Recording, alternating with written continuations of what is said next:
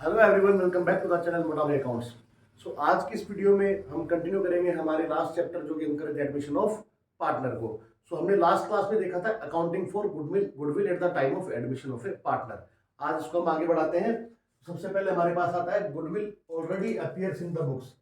एक केस आ गया सर ये कि गुडविल पहले से ही बुक्स में है तो क्या करेंगे। बड़ा सिंपल सा कंसेप्ट है, कोई लोड नहीं है। अगर गुडविल पहले से ही बुक्स में है तो आप इसको राइट ऑफ कर दीजिए। क्या कर दीजिए? राइट ऑफ कर दीजिए, खत्म कर दीजिए इसको। किसके बीच में करेंगे राइट ऑफ? ओल्ड पार्टनर्स के। बेटा किसके बीच में करेंगे राइट ऑफ? ओल्ड पार्टनर्स के, old profit sharing ratio. Very simple concept कि अगर गुडविल पहले से बुक्स में आपको दिखती है तो सबसे पहला काम क्या करो, उसको राइट ऑफ कर दो। एंट्री क्या होगी बच्चों? एंट्री होगी old partners capital account debit to goodwill account. So goodwill write off हो जाएगी और ओल्ड प्रॉफिट शेयरिंग रेशियो में हमें ये काम करना है। क्लियर है? तो ये एक छोटा सा कंसेप्ट था, हमने इसको कवर कर लिया। क्लियर है?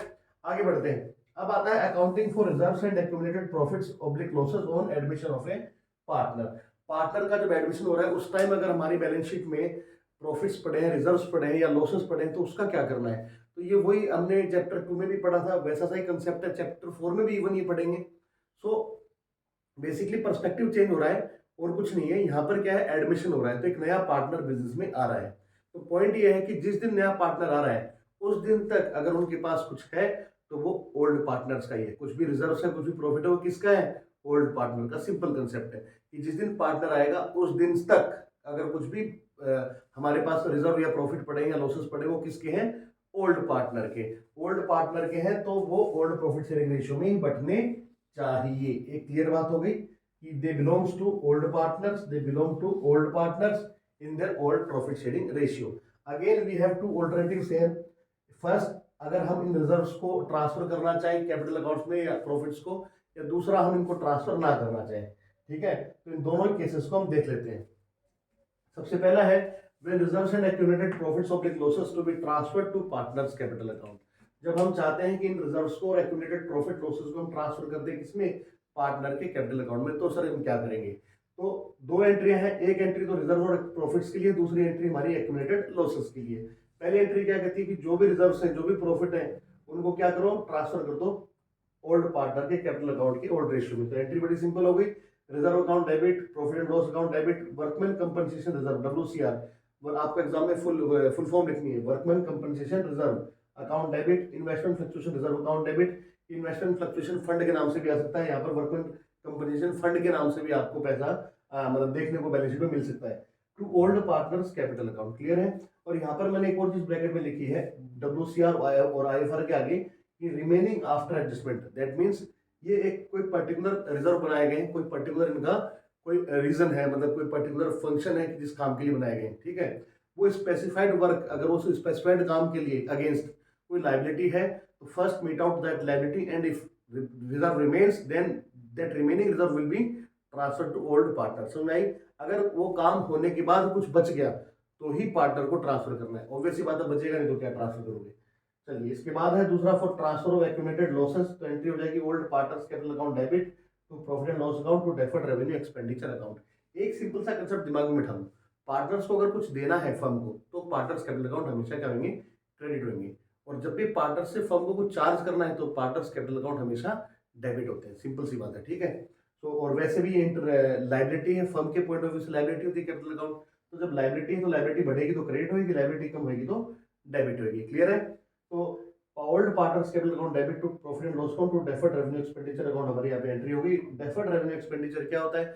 बड़ा सिंपल सा कंसेप्ट है। ऐसे खर्चे, ऐसे रेवेन्यू एक्सपेंडिचर्स जिनको हमने अभी तक राइट ऑफ नहीं किया, जिनको हमने अभी तक उनकी मंजिल तक नहीं भेजा है, that is profit and loss account. ठीक है, तो कई ऐसे खर्चे होते हैं जिनका बेनिफिट हमें कुछ साल तक मिलने वाला है और उनको खर्चों को हमने आज ही कर दिया। बेसिकली दो तरह के, एक तो होता है एसेट आप एक्वायर करो। एक खर्चा तो क्या होता है? एसेट भी होता है। सर आप बोलोगे सर फिर तो एसेट हो गई। एसेट नहीं समझिएगा, एक तो आपने एसेट एक्वायर की, ठीक है, एसेट की लाइफ है तो वो आपके बिजनेस में आप उसको काम में लोगे। ये है expenditure, revenue expenditure. That means ये खर्चा हो गया, इसके अगेंस्ट में कुछ एसेट आया नहीं है, मतलब कोई एसेट नहीं आई है, बस ये खर्चा एक लॉन्ग पीरियड के लिए आपने कर दिया है, एडवांस में कर दिया एक तरीके से मान लो कि आपने 5 साल के लिए आज ही पैसा खर्च कर दिया। इसका सिंपल सा एग्जांपल हमारे पास जो एग्जाम में आपको मिलेगा भी वो होगा एडवर्टाइजमेंट सस्पेंस अकाउंट नाम से। क्या क्या नाम मिलेगा आपको बिजनेस में, अपनी बैलेंस शीट में? इसके अगेंस्ट में मिलेगा आपको advertisement suspense account, advertisement suspense account, कि भैया आपने एडवर्टाइजमेंट के लिए कोई पैसा पे कर दिया, जिस एडवर्टाइजमेंट के लिए आपको 5 साल तक अगला एडवर्टाइजमेंट आपको मिलेगा, वो बेनिफिट जो भी है।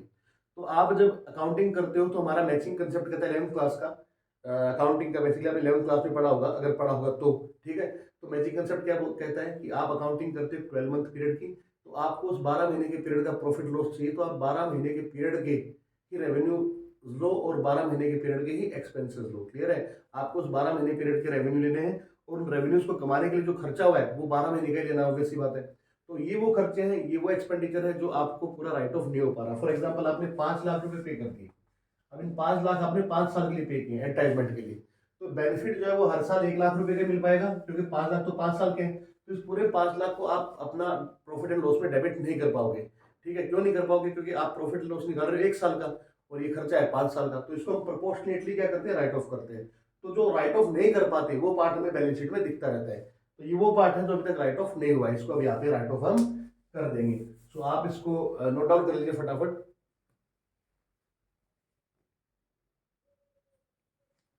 Now, come to this workman compensation reserve. It is created to meet any liability towards workers due to accident during working hours. Simple सी बात है, अगर आपके यहाँ पर जो लोग काम कर रहे हैं ड्यूरिंग दैट वर्किंग आवर्स, अगर किसी की चोट लग जाए, कोई गिर जाए, हाथ टूट जाए, पाँव टूट जाए, तो you have to pay them some compensation. ठीक है, सो उसको मीट आउट करने के लिए बनाया गया है हमारा वर्कमैन कंपनसेशन रिजर्व। क्लियर है? सो बेसिकली आप यहाँ पर एक एग्जांपल लीजिएगा पहले कि डब्ल्यूसीआर आपकी बैंक बुक्स में 1 लाख रुपए और ए और बी पार्टनर है जिनका प्रॉफिट शेयरिंग रेशियो है 1:1। ठीक है, ये ओल्ड पार्टनर हमारे, सीए भी आता रहेगा जब आएगा। पॉइंट क्या है वो देखिएगा, 4 सिचुएशन बनती है। सबसे पहले कोई क्लेम ही नहीं है सर, किसी वर्कर को कोई क्लेम नहीं है, किसी को कोई चोट नहीं, किसी को कोई नुकसान नहीं हुआ किसी प्रकार का, सो कोई क्लेम सर है ही नहीं, तो क्या करें? तो सर हम क्या करेंगे, पूरा का पूरा जो डब्ल्यूसीआर है वो प्रोविजन ओल्ड पार्टनर के अंदर ट्रांसफर कर देंगे, पूरा का पूरा प्रोविजन ओल्ड पार्टनर्स में के ओल्ड प्रॉफिट शेयरिंग रेशियो में ट्रांसफर कर देंगे। एंट्री क्या हो जाएगी, workman compensation reserve account debit to A's capital to B's capital. ठीक है जी, यहाँ पे काम खत्म हो गया। चलिए, दूसरा केस बनता है कि क्लेम जो है वो है, बट वो क्लेम वर्कमैन कंपनसेशन रिजर्व के अमाउंट से कम है। दैट मीन्स एग्जांपल लेंगे, 40,000 रुपए का क्लेम है, सपोज करो डब्ल्यूसीआर हमारे पास 1 लाख है, क्लेम 40,000 है, तो कोई दिक्कत नहीं, जितना क्लेम है अमाउंट ऑफ क्लेम उसके लिए प्रोविजन बनाएंगे, उसको प्रोविजन में ट्रांसफर करेंगे, जितना भी अमाउंट ऑफ क्लेम है उसको प्रोविजन में ट्रांसफर कर देंगे और जो बैलेंस बच जाएगा वो ओल्ड पार्टनर में ट्रांसफर कर देंगे। एंट्री हो जाएगी workman compensation reserve account debit to provision for workman claim account to A's capital account to B's capital account, 40 30 30। ठीक है जी।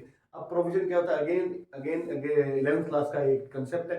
प्रोविजन क्या होता है सर, प्रोविजन बनता है एक ऐसी लाइबिलिटी के लिए जो कि नॉन है कि लाइबिलिटी होगी, बट अमाउंट सर्टेन नहीं है, पर अमाउंट सर्टेन नहीं है।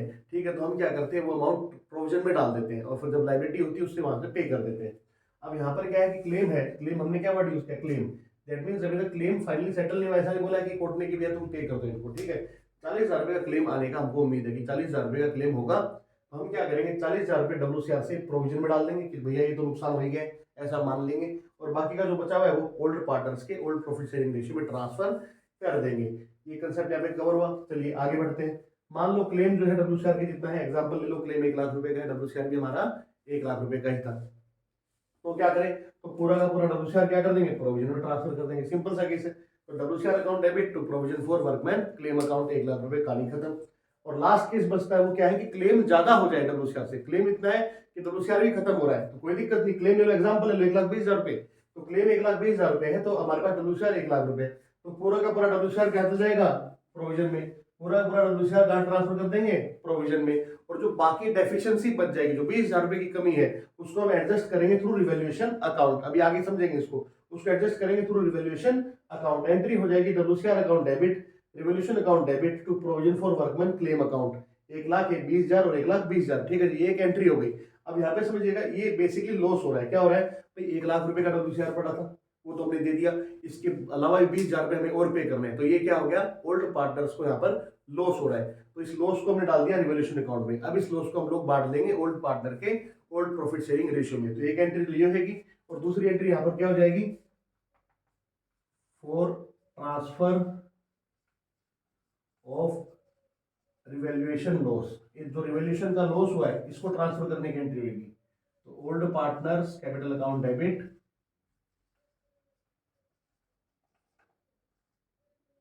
ओल्ड पार्टनर, यहाँ पे तुमने एग्जांपल लिख रखा है ना, ए और B old partner. So A is capital account debit, B is capital account debit to revaluation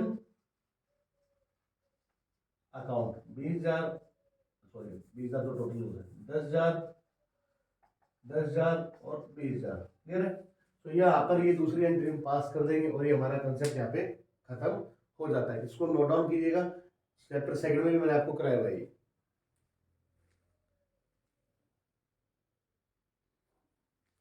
चलो अब एक बार ये इन्वेस्टमेंट फ्लक्चुएशन रिजर्व का केस भी ले लेते हैं। इन्वेस्टमेंट फ्लक्चुएशन रिजर्व नाम से पता लग रहा है, फ्लक्चुएशन का मतलब क्या है कि वैल्यूज अप डाउन हो रही है। तो इन्वेस्टमेंट फ्लक्चुएशन रिजर्व किस लिए बनाया गया है कि लॉस को मीट आउट करने के लिए, लॉस को एडजस्ट करने के लिए, due to change in market value of investment, due to change in market value of investment, market value में चेंजेस आ रहा है उसको एडजस्ट करने के लिए हमने क्या बनाया है, इन्वेस्टमेंट फ्लक्चुएशन रिजर्व। इसको लॉस में, सिर्फ लॉस को, ठीक है जी। एग्जांपल लीजिएगा, ए और बी पार्टनर लीजिए, 1:1 इनका रेशियो है। बैलेंस शीट है जिसमें लायबिलिटी में साइड में हमको इन्वेस्टमेंट फ्लक्चुएशन रिजर्व दिख रहा है 1 लाख रुपए का, और एसेट साइड में हमको इन्वेस्टमेंट दिख रहे हैं 5 लाख रुपए के, ठीक है। एक एग्जांपल हो गया। तो अगेन 4 केस बनते हैं। सबसे पहले कोई लॉस ही नहीं है सर, मार्केट वैल्यू में कोई चेंज ही नहीं है, तो क्या करेंगे, पूरा का पूरा इन्वेस्टमेंट फ्लक्चुएशन रिजर्व जो है ओल्ड पार्टनर के ओल्ड प्रॉफिट शेयरिंग रेशियो में बढ़ जाएगा। एंट्री हो जाएगी IFR account debit to A's capital to B's capital, 1,50,000 50,000, कहानी खत्म। चलिए आगे बढ़ते हैं। लॉस जो है वो कम है आईएफआर से, मतलब लॉस जो है वो इन्वेस्टमेंट फ्लक्चुएशन रिजर्व से कम है। फॉर एग्जांपल ले लो, मार्केट वैल्यू ले लो आप जो है 4,60,000, 4,60,000 रुपीज मार्केट वैल्यू क्या ले लो, 4,60,000 रुपीज। तो 5 लाख से मार्केट वैल्यू 4,60,000 होगी, 4,20,000 का लॉस हो रहा है। तो क्या करेंगे, अमाउंट ऑफ लॉस जो है वो तो काम एडजस्ट कर देंगे थ्रू आईएफआर, तो जो बैलेंस बच जाएगा वो ओल्ड पार्टनर में ट्रांसफर कर देंगे। सिंपल से एंट्री, इन्वेस्टमेंट्स को हमें बेसिकली हमें इन्वेस्टमेंट्स को रिड्यूस करना है। तो इन्वेस्टमेंट्स एसेट है, इनको रिड्यूस करते हैं तो हम इनको क्या करते हैं, क्रेडिट करते हैं। एंट्री हो जाएगी investment fluctuation reserve account debit to investments account to A's capital to B's capital. ये आ गया अमाउंट ऑफ लॉस आपका 40,000 रुपए, और जो बाकी का बच गया 60,000 रुपए वो ए और बी 30,000 रुपए बांट लेंगे। ये भी गेम ओवर हुआ। अब ले लो लॉस जो है वो इन्वेस्टमेंट फ्लक्चुएशन रिजर्व के बराबर है। फॉर एग्जांपल ले लो आप, मार्केट वैल्यू जो है वो हो जाती है 4 लाख रुपए, वो क्या हो जाती है इन्वेस्टमेंट्स की 4 लाख रुपए। अगर ऐसा हो जाए सर तो क्या करेंगे, तो पूरा का पूरा आईएफआर जो है वो इन्वेस्टमेंट्स को रिड्यूस करने के काम में आ जाएगा। एंट्री हो जाएगी investment fluctuation reserve account debit to investment account 1 lakh रुपए। एंड लास्ट केस जैसे कि हमारा डब्ल्यूसीआर में था, loss is greater than IFR. Example के तौर पे यहाँ पर मार्केट वैल्यू हमने मान ली कि 3,80,000 रुपए होगी, इन्वेस्टमेंट 5 लाख रुपए के, इनकी आज मार्केट वैल्यू 3,80,000 रुपए है, 1,20,000 का सर लॉस हो रहा है। तो लो और इन्वेस्टमेंट फ्लक्चुएशन रिजर्व कितना हमारे पास, 1 लाख रुपए। तो जब 1,20,000 का लॉस हो रहा है, इन्वेस्टमेंट फ्लक्चुएशन रिजर्व 1 लाख है, तो अब क्या करें, तो पूरा का पूरा आईएफआर काम में आ जाएगा इन्वेस्टमेंट को रिड्यूस करने के, और जो बैलेंस बच जाएगा वो रिवोल्यूशन के थ्रू हम लोग एडजस्ट कर देंगे। तो IFR account debit, revaluation account debit to investment account 1,20,000 और 1,20,000। अब इन्वेस्टमेंट फ्लक्चुएशन रिजर्व तो है ही नहीं, वो तो बटेगा नहीं पार्टनर में, बट क्या जाएगा, रिवोल्यूशन का लॉस हो रहा है। अब एक्स्ट्रा लॉस हो गया 20,000 रुपए का, उस एक्स्ट्रा लॉस को भी हम यहाँ पे बांट देंगे। तो सेकंड एंट्री कर देंगे for transfer of revaluation loss. Entry क्या हो जाएगी sir, A's capital account debit. समझ में आ गया आप लोगों को अब है, लग रहा होगा सर फालतू लेके जा रहे हैं, अब तो आएगा हमें। तो ऐसा ये दोस्त, मुझे तो लिखना ही पड़ेगा, मेरा काम है पूरा आपको कंप्लीट कराना कंसेप्ट। तो ये हो गया 10,000, ये 10,000, ये 20,000। तो ये हमारे केसेस हो गए हमारे इन्वेस्टमेंट फ्लक्चुएशन रिजर्व को लेकर। तो आप इसको नोट डाउन कर सकते हैं बच्चों। सो आई होप आपको टॉपिक समझ में आ गया होगा। अब इस वीडियो को लंबी ना करते हुए हम अगली क्लास में बाकी का बचा जो सेकंड केस का वो कंप्लीट करेंगे, और इस वीडियो को लंबा नहीं करेंगे, यहीं पर हम लोग आज ब्रेक लेंगे, ठीक है। तो वीडियो को मैं यहीं एंड कर रहा हूँ। आई होप आपको समझ में आया होगा। तो समझ में आया तो लाइक कीजिए, शेयर कीजिए, चैनल को सब्सक्राइब कीजिए और बेल आइकन प्रेस करना मत भूलिएगा। Till then take care, bye bye, keep learning, bye बच्चों।